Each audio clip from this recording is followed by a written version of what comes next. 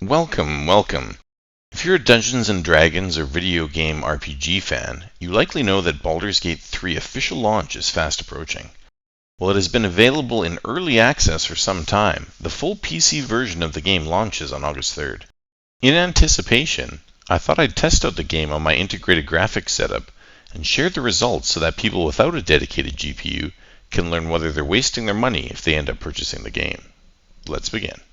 To start, I was very surprised when the auto detect feature in the game options said that my system could run the game on the Ultra preset.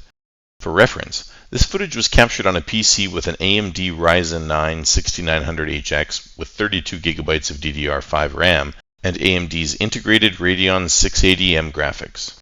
8GB of the RAM is dedicated for use as video memory. I figured the auto detect was faulty, but look how awesome the graphics in the character creator are. That definitely got my hopes up.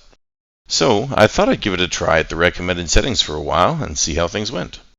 I finished the character creator and got into the game, and while playable, it was pretty apparent the frame rate was low. Usually I'm not a huge frame rate slob, but this was enough that it was distracting. Considering I was on Ultra though, I knew I had a lot of room to play with the settings, and I was curious just what frame rate I was getting. I turned on the AMD overlay and observed frame rates around 15 frames per second, dipping to around 10 as I spun the camera around. That being the case, I thought I'd drop the graphics down to medium and see how that impacted things. I was a little surprised to find that the frame rate only increased to the low 20s. It was definitely a lot smoother though. Still, since I was fooling around with the settings, I thought I'd make a few other changes. I dropped the cloud quality to very low and then turned on AMD FSR to balanced. That made quite a difference, pushing the frame rate up into the 40s with dips into the mid-30s when spells and abilities were being used. However, I found everything to look a little fuzzy now, which annoyed me a bit. I went back into the settings and changed the graphic presets to high and AMD FSR to quality, which noticeably improved the look of the character models, but dropped the frame rate to the low 30s. I noticed the GPU temperature was hanging out between 75 and 77 degrees Celsius and wondered if that was affecting the frame rate at all. I rebooted the computer, let everything cool down, and tried again.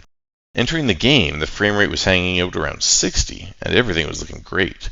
As the GPU temperature increased, the frame rate dropped first into the 40s and then into the 30s. I'm running a bit of an overclock, so that's likely contributing to the temperature and affecting performance. Offline, I'll probably scale things back on the overclock a bit and try the same tests again. Still, overall, the early access version of Baldur's Gate 3 ran very well on my integrated graphics system. I suspect that even older integrated GPUs could run the game in some capacity, as the graphics settings had a lot more room for adjustment. Thanks very much for watching, and if you found this content useful, hit the like and subscribe buttons. Have a great day.